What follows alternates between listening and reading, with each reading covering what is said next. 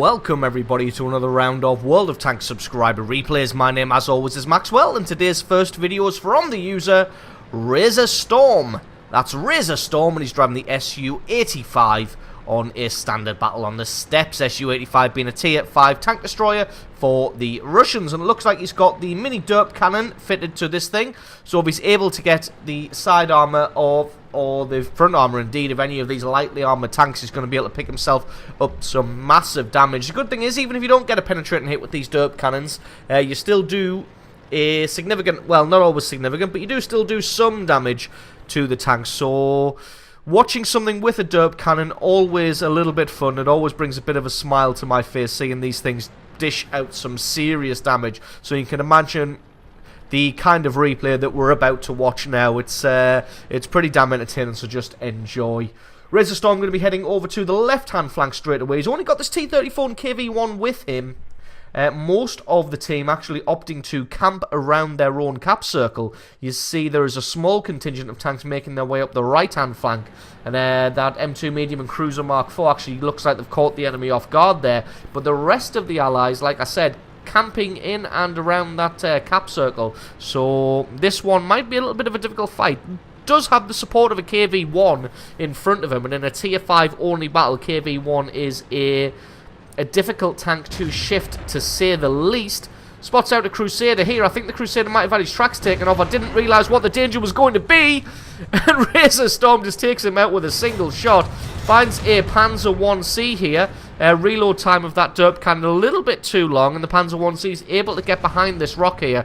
Unfortunately caught between a proverbial rock and a hard place, as he's got a KV-1 on one side and a Su-85 on the other. Tries to make a run for it, but Razor Storm just able to reload and take him out, no problem whatsoever. Does spot this KV-1 in front of him. His ally blocking his shot just a little bit. As we saw there, didn't get a penetrating hit, but still able to do over 100 points of damage to that KV-1. His allied KV-1 is taking a little bit of a pounding, so he's decided he's going to have to drop back behind this rock. Gets a lovely hit on that KV-1 there, not only taking his track out, but also doing some hit point damage. So just going to try and keep him pinned behind this rock here. If he can consistently put damage onto the tank whilst keeping his track knocked off, this is going to be, it's going to set him up in an excellent situation here, because this KV-1 is going to be able to do nothing in return. Unfortunately, just missing that shot there. Luckily for him, though, the KV-1's decided to switch his attention to the allied KV-1. He's turned his turret to face him. One more shot, and that is kill number 3 now for Razor Storm. So there's just this Chi-He hiding behind the rocks, but all the guys who went to this flank are still here, as you can see, the KV-1, T-34 and himself.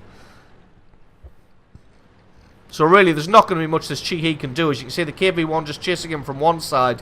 The allied T-34 not really wanting to get in his face too much, as he's only got very low hit points himself. Does spot a T1 Heavy. Was going to go for that Chi-He there, but just realised he was going to expose his rear armour to that T1. Nice shot there, taking out that M4 as he comes in to try and take out this KV-1. Got to be careful here, because like I said, he's got a T1 Heavy tank behind him.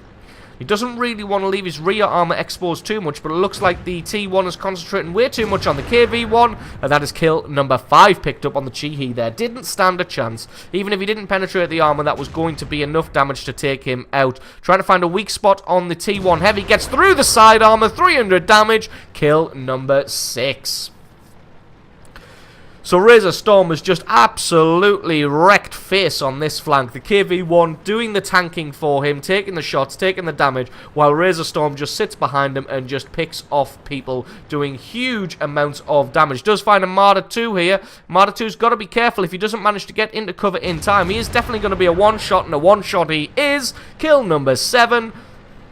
Now they're going to move further up this flank. As you can see, the allied team not fared particularly well. They are getting defeated on that right-hand flank. Game's still fairly even at 10 kills to 9, even though Razor Storm picked himself up 7 of those.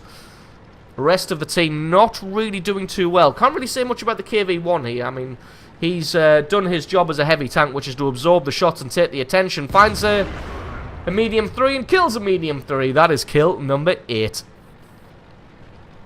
Now the enemy team on the right-hand flank are going to have to do something about this push coming in here. Got a KV-1, a DW2, and himself here. And enemy team going to see that he's got 8 kills. So really, those guys on the left-hand flank should really be heading back right about now. Finds the M7 Priest. Misses his shot because he rushed it a little bit because of that Cruiser Mark IV. Spotted on top of the hill. Got a little bit of damage finally onto Razor Storm. Looks like the KV-1 does indeed take out that M7 Priest in the end. Going to see if this cruiser pokes himself out, but no, the KV-1's able to take him out, so he's finally getting himself some kills, that KV-1. Getting a little bit of recognition for the hard work that he's been doing.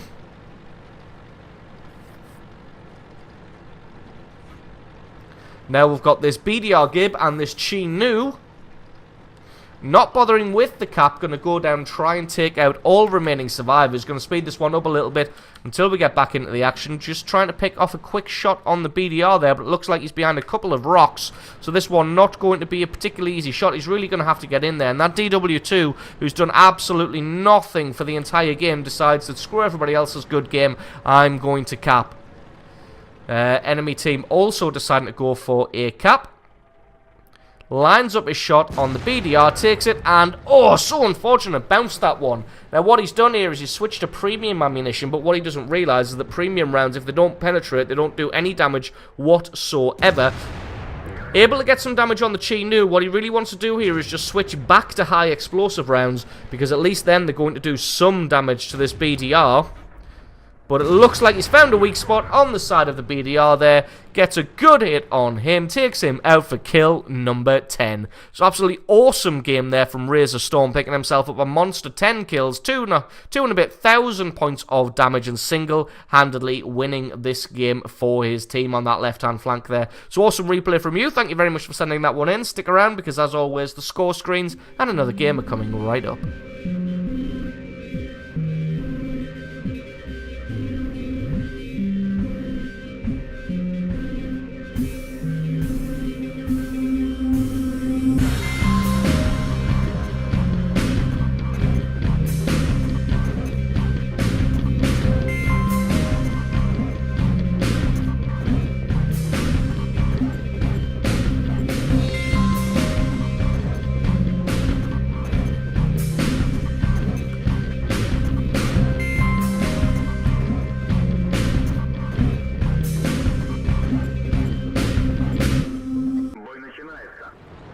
And our second replay of the day is from the user Cranky Prof. That's Cranky Prof, and he's driving the T-34 on a standard battle on the Sand River. T-34 being a tier 5 medium tank for the Russians. Being in a tier 7 game in a tier 5 medium tank and not a particularly fast one. Well, it's reasonably fast, but it's not going to set the world on fire. It's no Cromwell, let's be honest. Is going to be pretty tough going, especially with the gun that he's got. Does have a very good rate of fire, but as you can see, only 112 points of penetration, only 85 damage. But with some of the lightly armoured targets that the enemy team has, may be able to get some work done here. Not quite able to get anything on that. Looks as the SU-100 just snatches that away. So it's going to be interesting to see what he can achieve here in this tier 5 medium in a tier 7 game. Normally you would expect these medium tanks just kind of to be cannon fodder and get eaten up by those larger tanks. We're going to see exactly what he's able to do. So we're going to be heading to this northern flank immediately. Going to try and offer some support to that 3001D there. Does find the side armor of a KV-1S. While he doesn't have that much penetration, KV-1S doesn't have that much armor on its side either. Has his shot and misses there. KV-1S going to try and get some damage on him as he backs away. Should be able to get some through the cupola, through the top there, but not quite able to pick out that target. Just wants to be careful as a KV-1S, if it gets a very good roll, may be able to one-shot him. So got to play this one smart and careful. KV-1S still looking in this direction. He's not going to be able to see much of him. Now, if that was the KV-1S bouncing on the T-34, I'm going to go ahead and say now that Cranky Prof's the luckiest guy in the world. It's not very often that a KV-1S will bounce on a T-34 there. Still got his commander's hatch exposed just about across, over the top of the terrain there, but still not quite able to put any damage to him. A little bit unfortunate, but he does keep eyes on him. So at least the rest of his team are going to be able to come through and do something, able to get a nice shot. Now he's able to put damage on that KV-1S, and once he's taken out, they should be able to have free reign here. Does find a Sherman up on the cliff. The 3001D hasn't been faring too well by the looks of it. The Sherman should have started falling back a lot quicker than that, but the rate of fire of this T-34 can often take people by surprise. May not have the best penetration or damage, but it does have a very good rate of fire. Finds the T-25AT here, and there's going to be nothing he can really do frontally against that thing, and he just wants to take cover out the way of that huge cannon that he has. So just going to back off now and wait for some allies to maybe come up and offer some support. Does want to try and keep eyes on him though, because he does have to kind of play a bit of a scout role, considering he's just a tier 5 medium here. A little bit unfortunate to miss that one. Doesn't miss that one. Oh, and the Sherman falls down the wrong side of the cliff, gets himself taken out, and that is a kill for Cranky Prof. Able to take out the E8 Sherman there. T-25AT looking this way, gets a huge hit on the T-34 of Cranky Prof there, taking more than half his hit points off. Going to have to play the rest of the game pretty carefully. Looks like artillery shells landing quite quickly around him. Heard a couple of them come in there. T-25 just going all in against this A-44 now.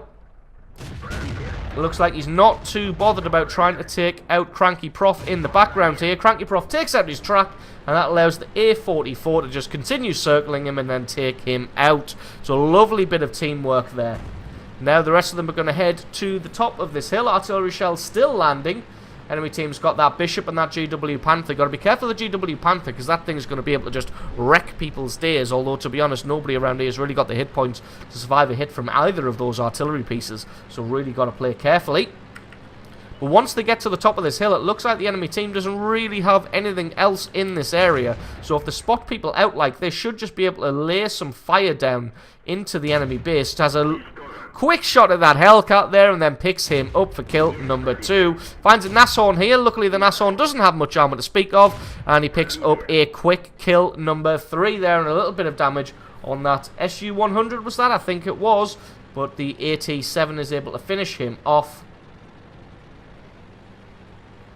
And that was very quick there. Once the hill fell for the enemy team, it was just a case of everything just coming together, a shitstorm of bad luck there. Once they'd lost the hill and lost the high ground on the southern flank as well, it was just a case of everybody rolling in and taking advantage. A little bit of a replay bug there, not showing the correct aiming of the gun. Oh, nice, able to set the AFK KV-1S on fire, and he's able to pick up a huge amount of damage on him, over 300 points of damage, and picked up kill number 4. He's done a good amount of damage considering the amount of damage that this gun does. I think we said it was about 85. Can he get something on this Panzer Soufflé? There, yes, he can. That is kill number 5. Can he secure a Top Gun medal? So it is it's 85 average points of penetration. Oh, finds the Bishop sat in a ditch. There's going to be nothing he can do. He turns himself around, but I'm pretty sure he's already fired. Couple more shots, and he should be able to take this guy out and pick up kill number 6, and a very, very well-deserved Top Gun medal for Cranky Prof, driving a T-34 medium tank in a tier 7 game, and really doing some good work there. So awesome replay from you. Thank you very much for sending that one in. Don't forget, guys, if you've got yourself a good replay, please send that in to replay@screenreality.com. Link for that is in the description. If you enjoyed this video, leave me a like or favourite, stick a comment in the comment section below, letting me know exactly what you thought. And if you're not already, please consider hitting that subscribe button for more content like this in the future. I've been Maxwell, this has been World of Tanks, and I will catch you guys next time.